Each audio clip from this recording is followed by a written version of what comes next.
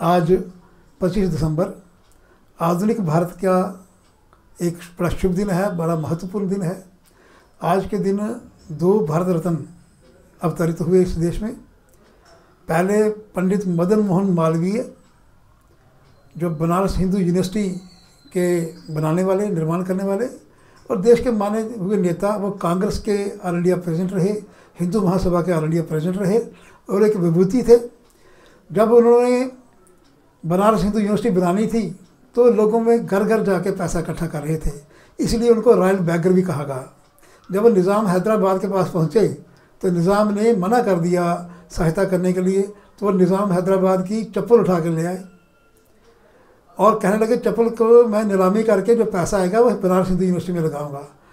नतीजा ये हुआ कि निज़ाम हैदराबाद को मजबूरी में आके वो चप्पल वापस चढ़ानी पड़ी और जितने पैसे उन्होंने मांगे थे पैसे देने पड़े। तो घर घर जाके पैसे इकट्ठे करके बनारस हिंदू यूनिवर्सिटी बनी, जो आज उत्तर भारत की ही नहीं पूरे देश की सबसे बड़ी यूनिवर्सिटी है। बहुत बड़े कॉलेजेस हैं, हॉस्पिटल हैं। तो मदन मोहन मालवीय जी की जो कंट्रीब्यूशन है इस देश के अंदर वो भूला नहीं जा सकता। वो एक वकील भी थे और बड़े अच्छे राजनेता भी थे। महात्मा गांधी जी उनका गुरु मानते थे।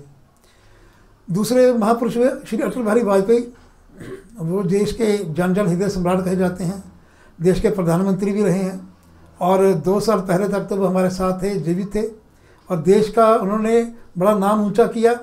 जम्मू के साथ उनको बहुत प्यार था। उन्होंने जम्मू की बात हर जगह लगाई। जब भी यहाँ आते थे, जलसा करते थे तो प्रयास करते थे डोगरी में बोलने का।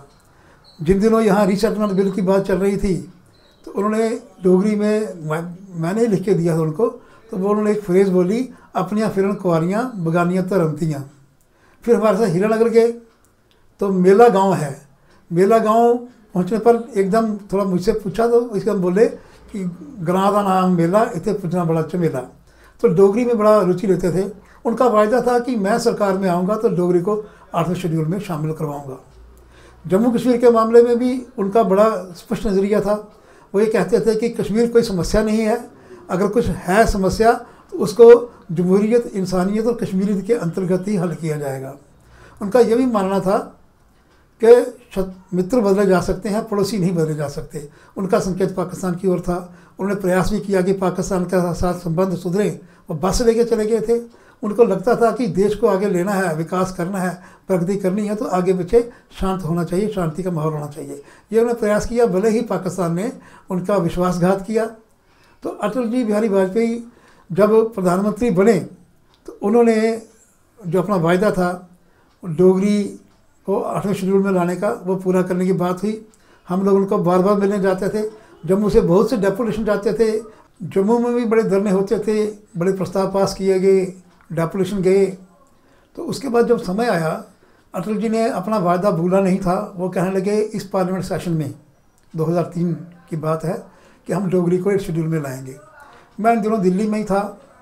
हमारे जो स्थानीय MP थे चमलाल गुप्ता जी, उनके घर बैठे थे। तो एजेंडा आया पार्लियामेंट का 22 तारीख को। उसमें डोगरी मिसिंग थी। उसमें कोंकणी और नेपाली भाषा का नाम तो था, डोगरी नहीं थी। तो हम दोनों परेशान हो गए, चमलाल जी मैं दोनों, कि ये डोगरी क्यों नहीं आई। तभी वहाँ से उन्हें अटल बिहारी वाजपेयी जी को फ़ोन किया कि डोगरी नहीं आई है शेड्यूल में, एजेंडा में, इसके लिए क्या करना है। तो अटल जी बड़े परेशान हुए। उन्होंने अडवाणी जी से बात की। फिर चमनलाल जी को बुलाया गया पार्लियामेंट के अंदर और जो एजेंडा घुमाया गया था MP के पास, उसको अमेंड करके दोबारा उसमें डोगरी शामिल की गई और रात को 11 बजे तक वो एजेंडा जो है घूमा। फिर रात को चमनलाल जी आए तो उन्होंने कहा कि वो अब डोगरी का उसमें एंट्री हो गई है, तो कल की पार्लियामेंट में 1 शेड्यूल में डोगरी आने का प्रस्ताव पास हो जाएगा। उसके अलावा 23 तारीख को लोकसभा में हुआ, 24 तारीख को राज्यसभा में हुआ। कुल मिला के डोगरी 8वें शेड्यूल में आई। मैं बहुत पहले से अटल जी की कविताओं का डोगरी अनुवाद कर रहा था। मेरा आशय था 52 कविताओं का डोगरी अनुवाद करना। एक कविता थी उनमें जम्मू की पुकार, मुझे बड़ी अच्छी लगती थी। अटल जी की सभी कविताएँ बड़ी अच्छी होती थी। तो मैंने अनुवाद में कर रहा था। मैं अपना सारा सामान दिल्ली लेके गया हुआ था। मुझे 5-6 दिन रुकना था वहाँ, तो वहाँ रात को आगे लिखना शुरू करूँ, इसके लिए सामान लेके गया था। जब डोगरी 8वें शेड्यूल में आ गई तो मुझे लगा कि इतना बड़ा काम, इतना बड़ा वकार जम्मू के ऊपर अटल जी ने किया है, हम भी कुछ करें, डोगरे हैं कुछ तो हम भी करें। मैंने रातों रात जो कविता, मैंने तब 37 कविता ही पूरी हुई थी, उनको लेके मैं चला गया JK हुस चाणक्यपुरी के पास।